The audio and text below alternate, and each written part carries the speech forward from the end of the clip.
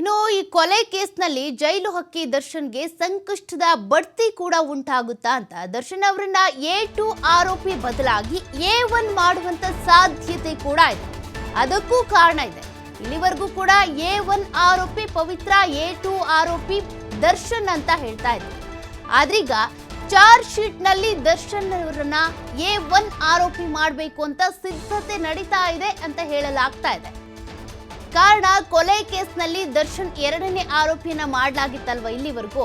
ಆದ್ರೆ ಮೊದಲ ಆರೋಪಿಯನ್ನ ಪವಿತ್ರ ಗೌಡ ಏನಿದ್ದಾರೆ ಅವರನ್ನ ಮಾಡಲಾಗಿತ್ತಲ್ಲ, ಬದಲಾವಣೆ ಆಗುತ್ತಂತೆ. ಅಂದ್ರೆ ಬಡ್ತಿ ಸಿಗುತ್ತಂತೆ ದರ್ಶನ್ಗೆ. A2 ಆರೋಪಿಯಿಂದ A1 ಆರೋಪಿಯಾಗಿ ಬಡ್ತಿ ಸಿಗೋದಕ್ಕೂ ಕೂಡ ಒಂದಷ್ಟು ಕಾರಣ ಇದೆ.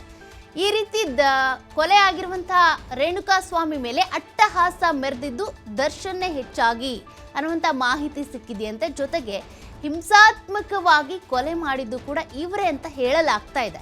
ಹಾಗಾಗಿ A2 ಆರೋಪಿಯಿಂದ A1ಗೆ ಬಡ್ತಿ ಕೊಡೋದಕ್ಕೆ ಅಂತ ಸಿದ್ಧತೆ ಮಾಡ್ಕೊಂಡಿದ್ದಾರೆ ಅಂತ. ಅಂದ್ರೆ ಈಗ ಚಾರ್ಜ್ ಶೀಟ್ ಸಲ್ಲಿಕೆ ಮಾಡುವಂತ ಸಂದರ್ಭದಲ್ಲಿ ಎಲ್ಲ ಕ್ಲಾರಿಟಿ ಇರಬೇಕಾಗುತ್ತೆ.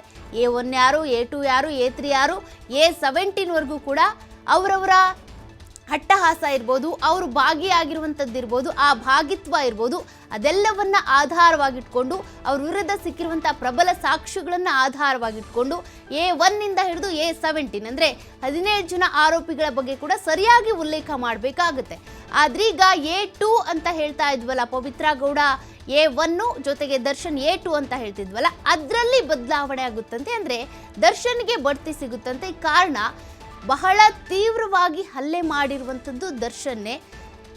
ಪವಿತ್ರ ಗೌಡ ಆ ಶೆಡ್ಗೆ ಬಂದು ಚಪ್ಪಲಿ ಏಟು ಹೊಡೆದು, ಅಂದರೆ ಚಪ್ಪಲಿಯಿಂದ ಹೊಡೆದು ಅದಾದ ಬಳಿಕ ಹೋದ್ಮೇಲೆ ದರ್ಶನ್ ಈ ರೀತಿಯಾಗಿ ಹಲ್ಲೆ ಮಾಡಿದ್ದಾರೆ ಅಂತ ಹೇಳಲಾಗ್ತಿದೆ. ಹಾಗಾಗಿ ಬಡ್ತಿ ಸಿಗುತ್ತಂತೆ.